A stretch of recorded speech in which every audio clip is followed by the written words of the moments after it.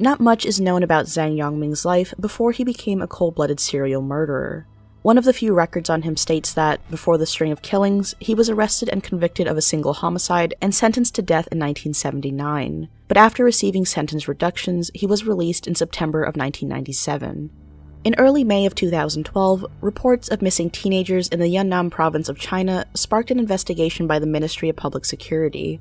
Through this, one of the teenagers, 19-year-old Han Yao, was confirmed to have been murdered. During the investigation, it was believed that all these young males had been attacked on a particular road near Zhang's home. Reports from residents of the village seeing Zhang hang plastic bags in his house with what appeared to be bones in them only aroused more suspicion from the authorities. His house was searched, and inside they found human eyes preserved in jars and dried flesh. It was rumored that he would feed his victims' flesh to his dogs, as well as sell the remainder at a local market, claiming that it was ostrich meat. Zhang was sent on trial for the murders, being unapologetic and having shown no remorse for his actions. He was found guilty and was executed on January 10, 2013.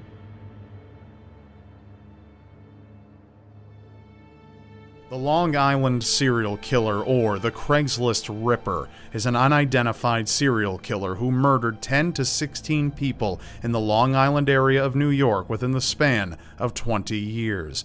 Before the investigation, police were looking for Shannon Gilbert, a 24-year-old New Jersey woman who worked as an escort and was visiting a client. Her driver, Michael Pack, watched Gilbert run out of the client's house and into the night.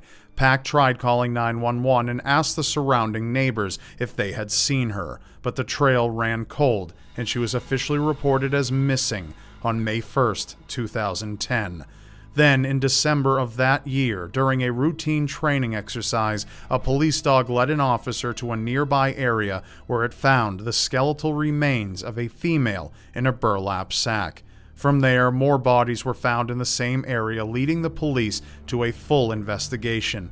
In only a few months, 4 more bodies were found, and the search area was expanded all the way to the county borders. September came around and a few of the bodies were identified, allowing police to release a few composite sketches of a couple victims. An unnamed Asian man and a Jane Doe, as well as some of the accessories worn by the victims, were released to the public, hoping that this would provide tips or a lead on this strange case. On December of 2011, the remains of Shannon Gilbert were found in a marsh not too far from where she disappeared. It's believed that she died by drowning in the marsh, which her mother and several others find hard to believe. Some of the neighbors do report seeing her run into the night screaming, as well as a 911 call from Gilbert begging for her life, that contradict the accidental death conclusion.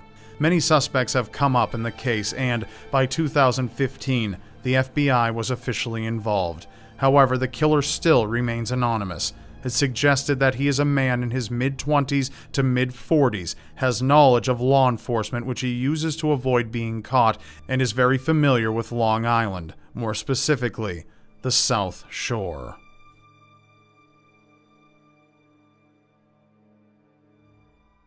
Probably better known as the Cleveland Strangler, Anthony Sowell murdered 11 women in the Cleveland area from 2007 to 2008, and perhaps even earlier than that. In 1989, shortly after being discharged from his work with the Marines, Sowell met a 3-month pregnant woman at a motel. He convinced her to accompany him to his home, where he held her against her will, gagging her with a rag and raping her several times. Once Sowell retired to bed, the woman was able to escape and alert the police. He was found guilty for this attack and was sentenced to 15 years in prison, eventually being released in 2005. A few years later, he invited a woman he knew over to his house to socialize. Sowell turned violent, and then began to physically and sexually assault her. About a month later, the police showed up at his house with a warrant to arrest him for the sexual assault, but he was nowhere to be found. What they did find, however, were 2 bodies on his living room floor.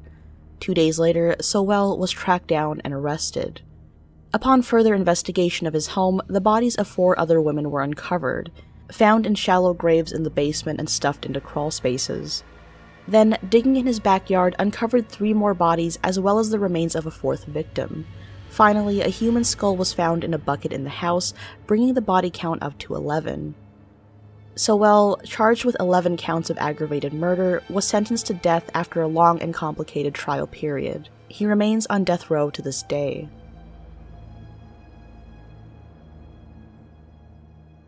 Todd Kohlhepp had a very troubled childhood. In preschool, he would destroy other children's things and show signs of very aggressive behavior towards them. By 9 years old, his behavior only got worse. He'd be cruel to animals, shooting his dog with a BB gun or using Clorox to kill his goldfish. His father was quoted saying that his son had one emotion: anger. By age 15, he kidnapped a girl in Tempe, Arizona, with a .22 caliber revolver. He then took her home, tied and taped her up, and raped her. Then he took her home where he threatened to kill her sisters if she ever told anyone about what happened.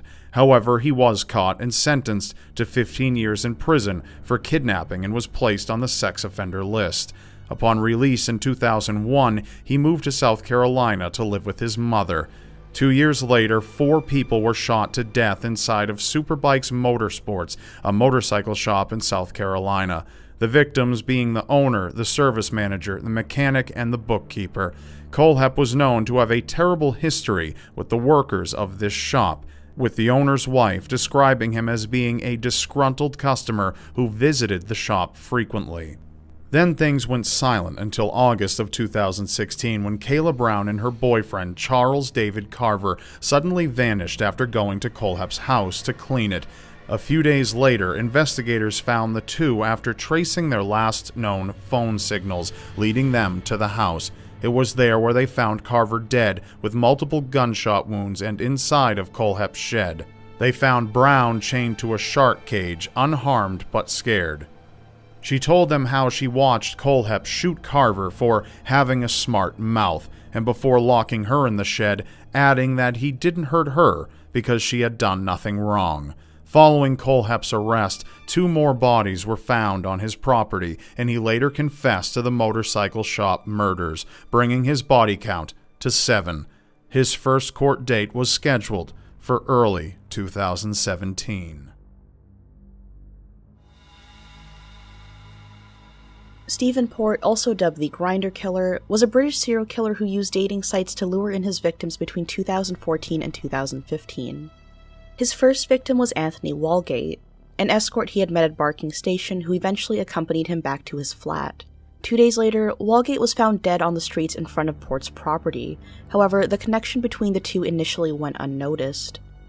After this, between August of 2014 and September of the next year, Port continued to meet people on the dating app Grindr, with 2 of his victims, Gabriel Kovari and Daniel Whitworth, meeting him only weeks apart from each other.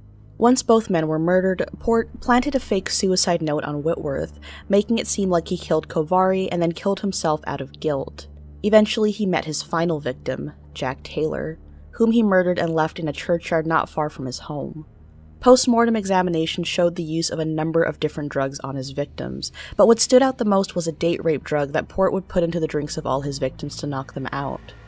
Police were eventually able to connect Port with the various murders, and in November of 2016, he was found guilty of both sexual assault and murder, and is now carrying out a life sentence.